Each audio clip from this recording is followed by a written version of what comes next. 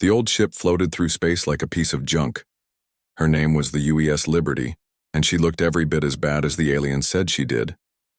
Rust covered most of her hull, and patches of different colored metal showed where repairs had been made over the years. Some patches were newer than others, but none of them matched the original gray paint that had once covered the entire ship. Captain Jake Morrison stood on the bridge and watched the sleek alien ships drift past his window. Their hulls shined like mirrors, and they moved through space without making a sound. The Zephyrian cruisers were beautiful machines, all smooth curves and glowing lights.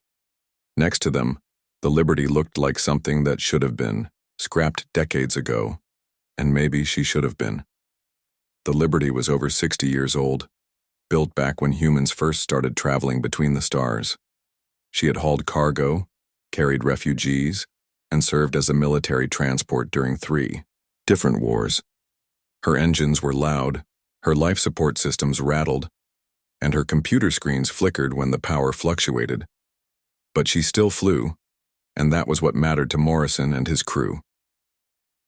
Lieutenant Amy Rodriguez sat at the communications station, listening to the chatter from other ships in the area. Most of it was in alien languages, but the translation software picked up enough for them to understand the general meaning. The aliens were talking about the human ship, and none of what they said was nice. "Look at that piece of garbage," one alien captain transmitted to another. "How do they even keep it running? Humans are such primitive creatures," came the reply. "Give them a few more centuries and maybe they will learn to build proper ships." Rodriguez looked over at Morrison, but the captain just shrugged. He had heard it all before.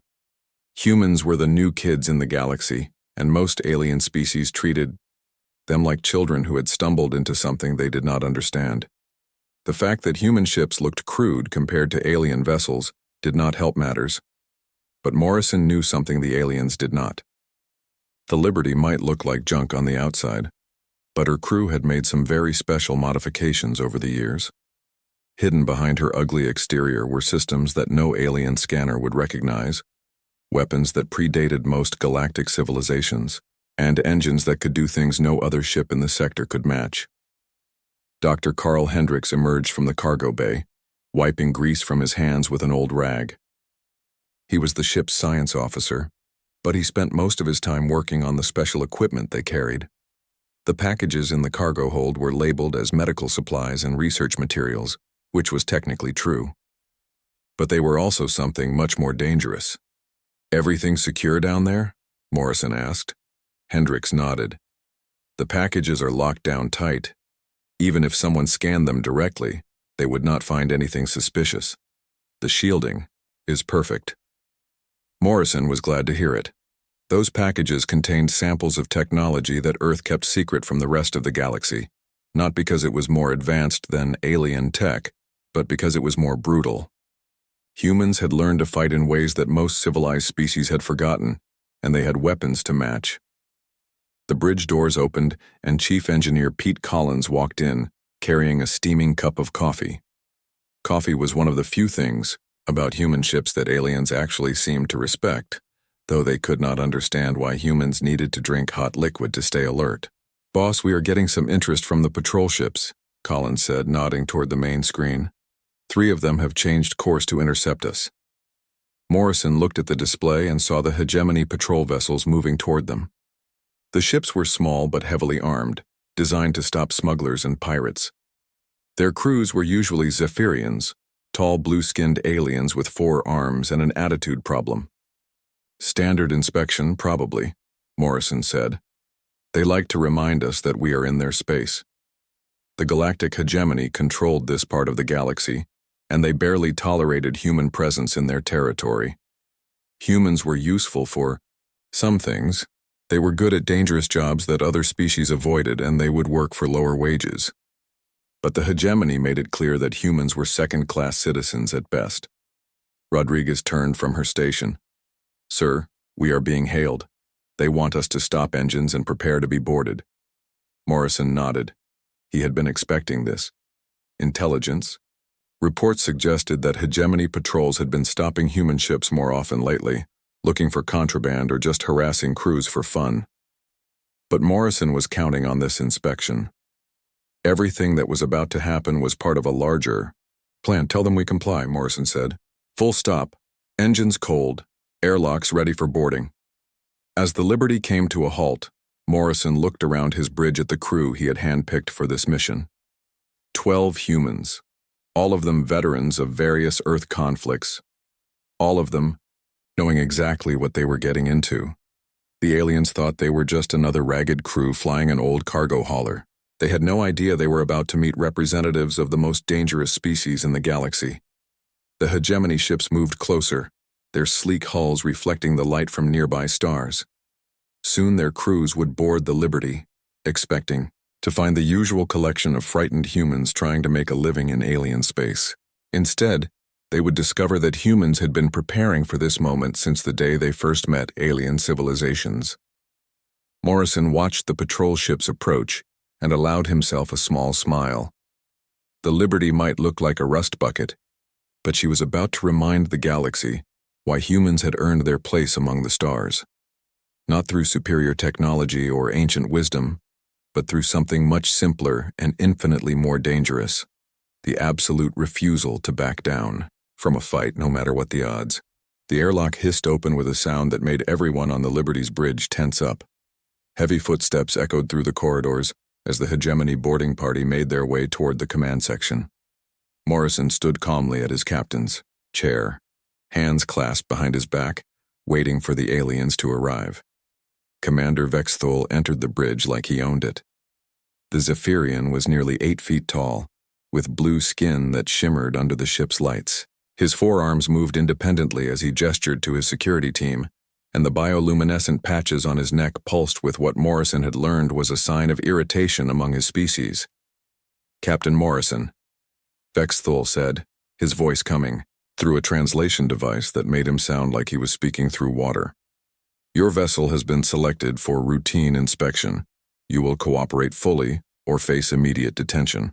Morrison nodded politely. Of course, Commander. We have nothing to hide. That was both true and completely false at the same time. The Liberty carried no illegal weapons or contraband that the hegemony would recognize. But she carried something much more dangerous that their scanners would never detect because they did not know to look for it. Vexthul walked around the bridge, examining the old control panels with obvious disgust. His security team spread out, their energy weapons at the ready. These aliens wore full body armor that could stop most projectile weapons, and their shields could deflect energy beams. They were used to dealing with pirates and smugglers who used standard galactic technology. This equipment is ancient, Vexthul commented, running one of his hands over a control console that had physical buttons instead of holographic displays. How do you manage to operate such primitive systems? Practice, Morrison replied simply. Lieutenant Rodriguez kept her eyes on her instruments, but Morrison could see the tension in her shoulders. Next to her, Navigation Officer Bobby Turner was pretending to run routine diagnostics while actually monitoring the positions of the 3 patrol ships outside. Everything was going according to plan so far. The hegemony security team moved through the ship like they were walking through a museum. They scanned everything with their advanced sensors, looking for energy signatures that would indicate hidden weapons or illegal technology. Their equipment was so sophisticated it could detect a powered-down laser pistol through 3 feet of metal bulkhead, but it could not detect what humans actually carried. Dr. Hendricks met the boarding party in the cargo bay, playing his role perfectly. He showed them the medical supplies and research equipment, explaining each item in the boring detail that only a scientist could manage. The aliens grew visibly bored as he droned on about protein synthesizers and atmospheric processors. These containers, Vexthul said, pointing to a row of sealed metal boxes. What do they contain? Biological samples, Hendricks replied truthfully. Specimens from Earth that we are transporting to the research station at Kepler. Nothing dangerous, just plant matter and some bacterial cultures. The alien commander ran his scanner over the containers and got exactly the readings Hendricks had prepared for him. Organic material, low energy output, no weapon signatures. The boxes were heavily shielded, but that was normal for biological samples that needed protection from radiation.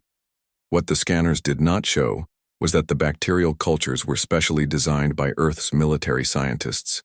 They were not weapons in any sense that galactic law would recognize, but they could do things that would terrify most civilized species. Humans had learned to wage war with biology long before they reached the stars. Chief Engineer Collins watched nervously as the aliens examined his engine room. The hegemony troops were professional but arrogant, convinced that human technology was too primitive to hide anything dangerous. They scanned the fusion reactors and pronounced them crude but functional. They completely missed the modifications Collins had made to the magnetic containment system. The Liberty's engines could run on fuel that would kill most alien species just from proximity exposure. Humans had survived a nuclear war on their home planet, which meant they could handle radiation levels that other species found lethal. "Your ship reeks," Vexthul informed Morrison as the inspection continued. "The life support system is inadequate, the gravity generators are inefficient, and your artificial atmosphere contains chemical compounds that would poison most civilized beings." Morrison just nodded. He had heard it all before. Human ships smelled like humans, which most aliens found unpleasant. Human life support systems were designed for a species that had evolved breathing the exhaust fumes of industrial civilization. What the aliens saw as primitive, humans saw as robust. Intelligence Officer Lisa Carter had spent months preparing for this inspection. She knew exactly what the hegemony scanners could detect and what they would miss. The Liberty carried no contraband by galactic standards, but she was loaded with materials that humans had specifically chosen to exploit alien weaknesses. The inspection lasted 2 hours. Vexthul and his team examined every system, scanned every compartment, and questioned every crew member. They found nothing that violated any hegemony regulation, which clearly disappointed the commander. "Your papers are in order," Vexthul admitted reluctantly. "Your cargo manifest matches what we found in your holds. Your crew identification checks out." Morrison maintained his expression of polite cooperation. "Thank you, Commander. We try to follow all regulations." "Nevertheless," Vexthul continued, "this sector has seen increased pirate activity recently. For your own protection, my ships will escort you to the edge of our patrol zone." That was exactly what Morrison had been hoping to hear. The 3 hegemony patrol vessels took positions around the Liberty, ostensibly to protect the human ship from pirates. In reality, they were positioning themselves for what they thought would be an easy capture once they reached deep space. Morrison knew the hegemony had been looking for an excuse to detain a human vessel and interrogate its crew. The recent expansion of human trade routes had made some alien governments nervous. They wanted to know what Earth was really planning, and they figured a cargo hauler crew would be easier to break than military personnel. They were about to discover how wrong they could be. As the small convoy moved away from the main shipping lanes, Morrison activated a coded signal that only his crew would recognize. Around the bridge, 12 humans began making subtle preparations for what was coming next. They had trained for this moment, planned for it, and now they were ready to show the galaxy what happened when you underestimated the species that had turned warfare into an art form. The aliens thought they were escorting a helpless cargo ship. They had no idea they were walking into a trap that had been 60 years in the making. The attack came without warning at 3:47 in the morning, ship time. Morrison had been expecting it, but the aliens had no idea he knew what they were planning. The Liberty was drifting through empty space, escorted by 3 hegemony patrol ships that were supposed to be protecting her from pirates. Instead, they were the pirates. Commander Vexthul's voice crackled over the communication system, no longer polite or professional. "Human vessel Liberty, you are ordered to shut down all systems and prepare to be towed to detention facility 77 Alpha. Your crew will be taken for questioning regarding illegal activities." Morrison looked around his bridge at his crew. Every one of them was calm and ready. They had been waiting for this moment since they left Earth orbit 6 months ago. Lieutenant Rodriguez had her hands on the weapons console, even though the aliens thought the Liberty was unarmed. Navigation Officer Turner was calculating firing, solutions that no alien computer could match. "Commander," Morrison replied over the radio, "we have committed no crimes. We demand to speak with your superior officer." "You will have plenty of time to talk at the detention facility," Vexthul answered. Power down now or we will disable your ship by force. Morrison smiled coldly and cut the transmission. Then he turned to his crew and gave the order they had all been waiting to hear. Battle stations, time to show these aliens what humans can do. The Liberty's outer hull suddenly split open in a dozen places as hidden weapon bays revealed themselves. The missile tubes that had been disguised as cargo containers swung into firing position.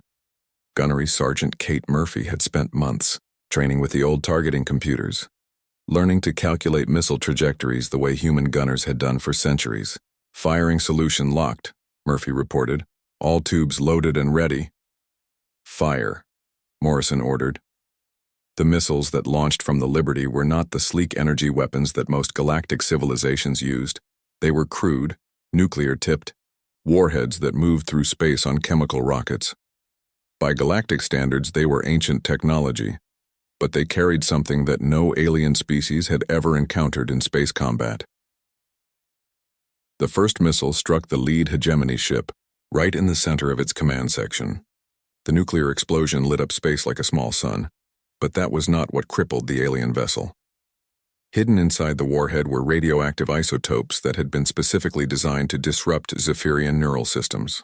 Direct hit on Target 1, sensor operator Tony Walsh reported from his station. They are losing power to their main systems.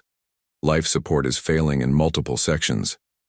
The aliens had never seen anything like it. Their shields were designed to stop energy weapons and deflect physical projectiles. But the Liberty's missiles carried payloads that attacked the crew directly, turning the ship's own atmosphere into a weapon against its occupants. Commander Vex Thul's panicked voice filled the bridge. What have you done? This is a war crime.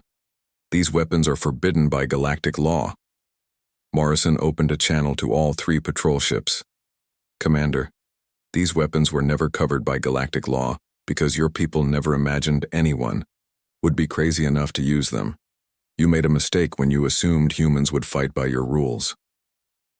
The second hegemony ship tried to retreat, but the Liberty was no longer the slow cargo hauler she had pretended to be. Chief Engineer Collins fired up the ship's real engines, and suddenly the old vessel was accelerating at speeds that should have been impossible for her class. The secret was in the fuel. While alien ships used clean fusion reactions and exotic matter, the Liberty burned radioactive materials that would have killed most species just from being in the same room. Humans had learned to handle radiation during their nuclear wars, and now that knowledge gave them engines that could outrun ships centuries more advanced.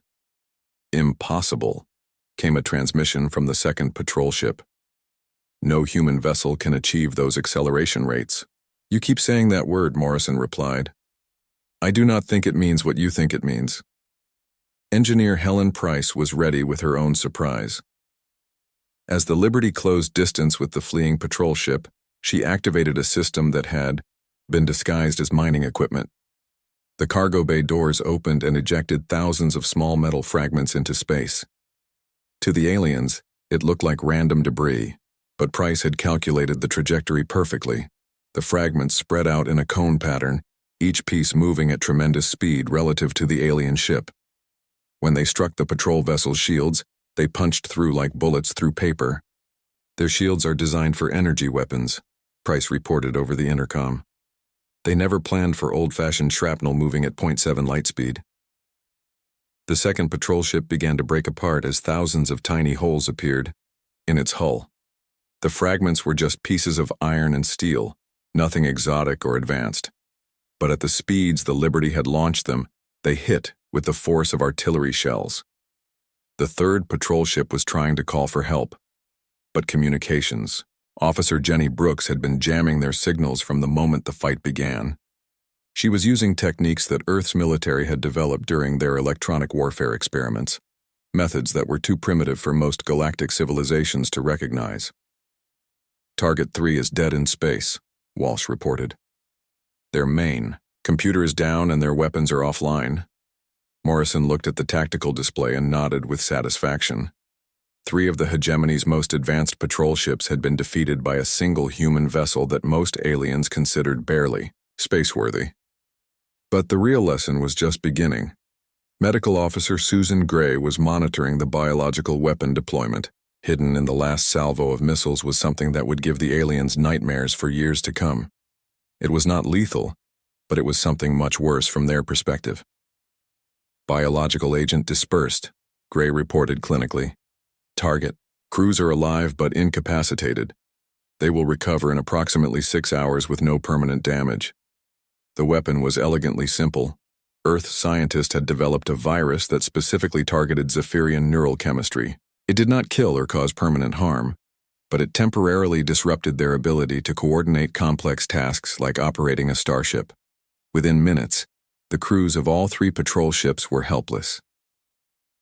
As rescue ships began arriving from the nearby space station, Morrison opened a channel to broadcast on all frequencies. He wanted every alien in the sector to hear what he was about to say. This is Captain Jake Morrison of the UES Liberty.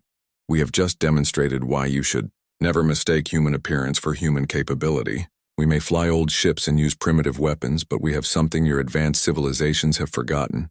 We remember how to fight. The message was clear. Humanity might be new to the galactic community, but they were not helpless victims. They had survived nuclear war, global climate disasters, and centuries of conflict on their homeworld. Now they were bringing that experience to the stars, and the galaxy was about to learn what that meant. The news of the Liberty's victory spread through the galaxy faster than light itself. Within hours, every major alien government knew that a single human cargo ship had defeated 3 hegemony patrol vessels without taking any damage. The implications were terrifying to species that had grown comfortable thinking of humans as primitive newcomers. Morrison stood in his ready room, reviewing the damage reports from the alien ships. All 3 vessels were disabled but repairable, and their crews would recover from the biological weapon within a few hours. He had made his point without crossing the line into actual war crimes, though he knew the aliens would not see it that way.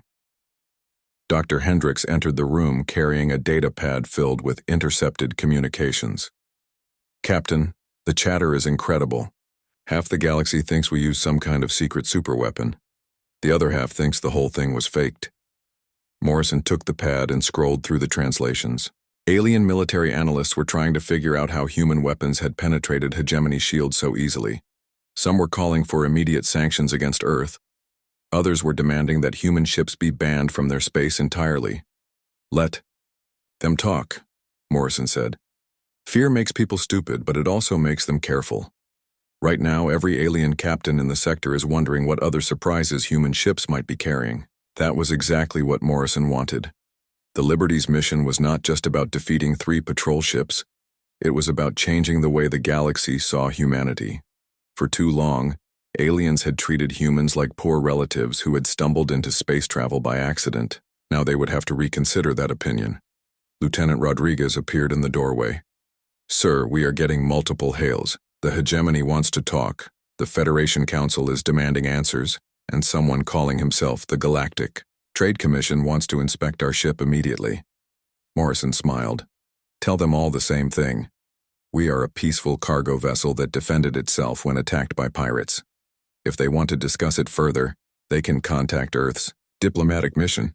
That would buy them time. Earth's diplomats were experts at legal maneuvering, and they had been preparing for this moment just as carefully as Morrison and his crew. The battle had been fought according to a plan that involved not just military tactics, but political strategy as well. Chief Engineer Collins came up from the engine room, wiping oil from his hands. Boss, the drives are running smooth as silk. We can maintain full acceleration for another 12 hours if we need to. But I'm getting some interesting readings from the local traffic. Morrison looked at the sensor display Collins handed him. Dozens of alien ships were changing course, either moving away from the Liberty or positioning themselves to observe from a safe distance. Word was spreading that humans were more dangerous than anyone had realized. Look at this, Collins continued, pointing to a section of the display. 3 more hegemony ships just jumped into the system, but they are staying well outside weapons range. They want to see what we do next, but they are not eager to find out the hard way. That told Morrison everything he needed to know about how the battle was being perceived. The aliens were not just surprised by human capabilities. They were genuinely afraid. That fear would translate into respect, which was what humanity needed to secure its place in galactic civilization. Weapons specialist Danny Foster had been monitoring alien military communications, and what he was hearing confirmed Morrison's analysis. Captain, their tactical frequencies are going crazy. They are calling this engagement impossible and unprecedented. Some of their commanders are demanding to know how we got nuclear weapons past their sensors. Morrison chuckled. Did you tell them we never hid the nuclear weapons? We just carried them in missiles that looked too primitive to be dangerous. That was the beauty of human military thinking. While aliens had evolved sophisticated weapons that were energy efficient and clean, humans had stuck with crude but effective technology that worked. Nuclear weapons were considered obsolete by galactic standards, which made them the perfect surprise weapon. Navigation Officer Turner was tracking the movement of ships throughout the system. Sir, I count 47 vessels that have changed course since the engagement. Most are moving away from us, but some are actually coming closer. I think we have attracted some admirers. Morrison was not surprised. There were always species in the galaxy that respected strength more than diplomacy. Pirates, mercenaries, and military contractors would be very interested in learning more about human combat capabilities. That could be useful in the future. The real test came when the Hegemony Council's official response arrived. Commander Vex Thule, speaking from a medical facility where he was being treated for radiation exposure, appeared on the Liberty's main screen. His blue skin had turned pale and his bioluminescent patches were dim. Captain Morrison, Vexathul said, his voice weak but filled with anger. You have committed acts of war against the galactic hegemony. Your weapons violated 17 different treaties and your tactics were barbaric by any civilized standard. Morrison looked at the alien commander with no expression. Commander, we were attacked by 3 warships while conducting legal trade operations. We defended ourselves using weapons that are completely legal under Earth law. If you want to discuss barbaric tactics, we can talk about your plan to kidnap my crew for interrogation. The accusation hit home. Vex Thule's patches flared briefly, before dimming again. That was a routine security operation. That was piracy, Morrison replied calmly. And now you know what happens to pirates who attack human ships. The transmission ended, but Morrison knew it was not over. The hegemony would want revenge, but they would also want to avoid another embarrassing defeat. That tension would work in humanity's favor, giving Earth's diplomats room to negotiate from a position of strength. Intelligence Officer Lisa Carter had been analyzing the political implications of the battle. Captain, preliminary reports suggest that several minor species are requesting meetings with Earth's representatives. They want to know if humans would be interested in mutual defense agreements. That was the ultimate goal. Humanity needed allies in the galaxy, species that would stand with them against the major powers like the hegemony. The Liberty's victory had shown that humans were worth having as friends and dangerous to have as enemies. As the old ship continued through space, her crew began preparing for the next phase of their mission. The battle was over, but the real work was just beginning. They had opened the door for humanity's expansion into the galaxy, and now they had to make sure that door stayed open. Morrison looked out at the stars and allowed himself a moment of satisfaction. The aliens had laughed at their old ship, calling her a rust bucket that belonged in a scrapyard. Now that same ship was the most feared vessel in the sector, and every alien captain would think twice before challenging a human crew. The Liberty had unleashed more than just military hell. She had unleashed humanity's potential, showing the galaxy that Earth's children were not the primitive weaklings that everyone assumed them to be. And that changed everything. 3 weeks after the battle, Captain Morrison found himself standing in the most important courtroom in the galaxy. The Galactic Council chambers on Nexus Prime were a massive dome filled with representatives from hundreds of different species. Above him, floating in energy fields, were the translucent forms of beings so advanced they no longer needed physical bodies. The Liberty sat in the station's docking bay, surrounded by security ships from a dozen different governments. Everyone wanted to examine the human vessel that had changed the balance of power in the galaxy, but Earth's diplomats had made it clear that any unauthorized boarding would be considered an act of war.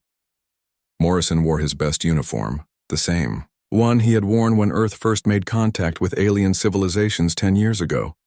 Beside him stood his entire crew, All 12 humans who had participated in what the media was calling the Liberty Incident. They looked small and primitive compared to the alien dignitaries around them, but nobody was laughing anymore. Council. Speaker Zelnara materialized in the center of the chamber, her energy form shifting through colors that had no names in human language. She was older than human civilization, a being who had witnessed the rise and fall of empires across the galaxy. When she spoke, her voice seemed to come from everywhere at once. The human vessel Liberty stands accused of violating 43 Articles of Galactic Law, Zelnara announced. The use of radioactive weapons, deployment of biological agents, and engagement in combat using tactics banned by civilized species for over 10,000 years. Morrison remained calm. He had expected this. The aliens needed to make their displeasure known, but they also needed to be very careful about how they handled humanity's new status in the galaxy. However, the speaker continued, our investigation has revealed several important facts that must be considered. First, the human vessel was attacked without provocation by hegemony forces operating outside their legal authority. Second, all weapons used by the Liberty were technically legal under the laws of their homeworld. Third, the engagement demonstrated capabilities that require us to reassess humanity's position in galactic affairs. Commander Vex Thule, still pale from radiation exposure, spoke from the hegemony section. The humans used barbaric weapons that have no place in civilized warfare. Their tactics were designed to cause maximum terror rather than achieve military objectives. Morrison stepped forward when given permission to speak. Honored Council, we used the weapons we had available to defend ourselves against overwhelming odds. If our tactics seemed barbaric, it is only because your people have forgotten what it means to fight for survival. A murmur went through the assembled aliens. Most species in the galaxy had evolved past their violent instincts, developing into peaceful civilizations that settled disputes through negotiation and trade. Humanity was different. They still remembered how to wage war, and that memory had just proven its value. Dr. Hendricks provided the technical testimony, explaining how human weapons worked and why they were so effective against alien defenses. His presentation was dry and scientific, but it sent chills through the audience. The aliens realized that humans had not stumbled onto effective weapons by accident. They had deliberately designed them to exploit alien weaknesses. Our research into galactic military technology revealed several critical gaps, Hendricks explained. Energy shields that could not stop physical projectiles moving at sufficient velocity. Life support systems vulnerable to specific biological agents. Computer networks that could be disrupted by primitive electronic warfare techniques. Intelligence Director Frank Johnson, who had flown in from Earth specifically for this hearing, provided the political context. Humanity has always believed that peace can only be maintained when all parties understand the consequences of aggression. We developed these capabilities not to start wars, but to ensure that no one would be tempted to start one with us. The revelation that shook the Council most was the scope of human preparations. The Liberty was not a one-off experiment. She was a proof of concept for an entire new class of human warships. Earth had been building a fleet specifically designed to fight and win against technologically superior opponents. Council Speaker Zelnara processed this information for several long minutes before responding. The evidence suggests that humanity has been preparing for military conflict since your first contact with galactic civilization. This raises questions about your species' intentions. Morrison looked up at the energy being that could have erased him from existence with a thought. Our intentions are peaceful coexistence with all species that respect our right to exist. But we learned long ago that sometimes peace must be defended with strength. The debate that followed lasted for hours. Some alien representatives called for humanity to be expelled from galactic space entirely. Others argued that human military capabilities made them valuable allies against common threats like pirates and rogue states. A few species quietly indicated that they would be interested in purchasing human weapons technology. In the end, the vote was closer than anyone expected, but the result was clear. Humanity was granted full membership in the Galactic Federation, with all the rights and protections that status provided. The price was an agreement to limit the deployment of their most dangerous weapons and to submit to regular inspections of their military facilities. Morrison accepted the terms on behalf of Earth, knowing that humanity had achieved its primary objective. They were no longer second-class citizens in galactic society. The Liberty had earned them a seat at the table, where decisions about the future of the galaxy were made. As the council session ended, Morrison found himself surrounded by alien diplomats who wanted to discuss trade agreements, military cooperation, and technology exchanges. The same species that had dismissed humans as primitive newcomers were now eager to establish friendly relations with Earth. The Liberty departed Nexus Prime. A week later, her mission complete. She had been officially retired from active service and would be displayed in Earth's Naval Museum as a reminder of the day humanity announced its arrival as a major power in the galaxy. But Morrison knew that other ships were already being built, vessels that would carry human crews to distant stars and remind anyone who challenged them that Earth's children had not forgotten the lessons of their violent past. The galaxy had learned to respect humanity not because of their technology or their wisdom, but because of their absolute refusal to be victims. Years later, when young alien cadets studied the tactics that had revolutionized space warfare, they would learn about the Liberty and her crew. They would study the battle that proved sometimes the most dangerous opponent is not the one with the best weapons, but the one who refuses to give up no matter what the odds. The galaxy had laughed at humanity's old ship. But in the end, humanity had the last laugh and the respect that came with it.